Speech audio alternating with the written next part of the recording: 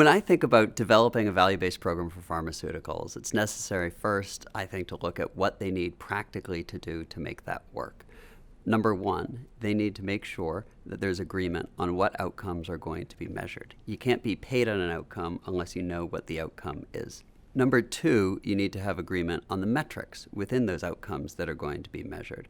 By how much does what needle need to move in order to justify a deeper discount or higher reimbursement? Third, they need to figure out what touch points with patients are possible, what touch points with patients are practical, and what can be done. Because if I am going to be paid based on the efficacy of my drug, but if I don't have the ability to make sure that patients take my drug regularly, then I'm going to be gambling with something that I can't control. So when doing a value-based program, a pharmaceutical company, after it identifies the operational issues, is of course going to have to work through the legal issues.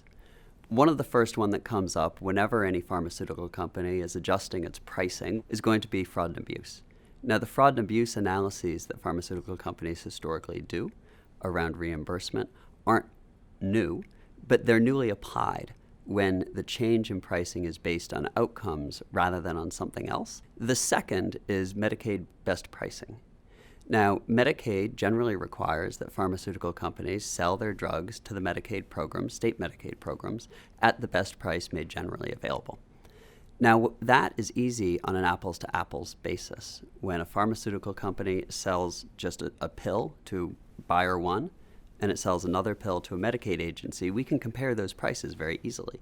When it sells, however, a pill to commercial buyer one under a value-based reimbursement contract, and then it sells the same pill to a Medicaid state agency on a pure traditional contract, we're no longer comparing apples to apples, it's apples to oranges, and figuring out how to work around the Medicaid best price in compliance with the requirements is going to be the second issue.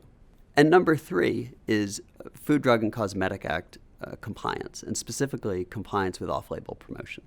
If a pharmaceutical company offers its drug on a performance metric with reimbursement tied to a particular performance metric, and if that metric doesn't align with the labeling that's been approved for that drug, the company is going to face a question about whether its reimbursement arrangement is promotional speech, fundamentally, that's outside of the approved labeling. And so there needs to be a comparison of the performance standard that will underlie the value-based reimbursement approach with the approved labeling.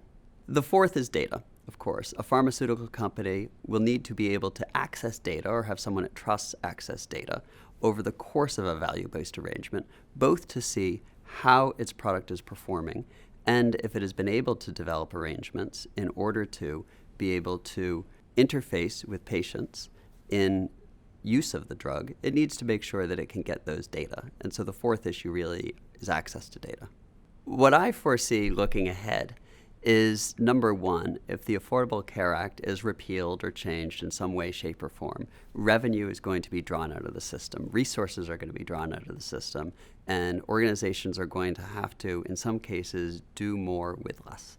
And a way to do more with less is to deliver on value. If I'm a pharmaceutical manufacturer, I want to know whether perhaps I can be at the forefront of developing value-based reimbursement that will distinguish, frankly, me from others with whom I might be competing on a formulary.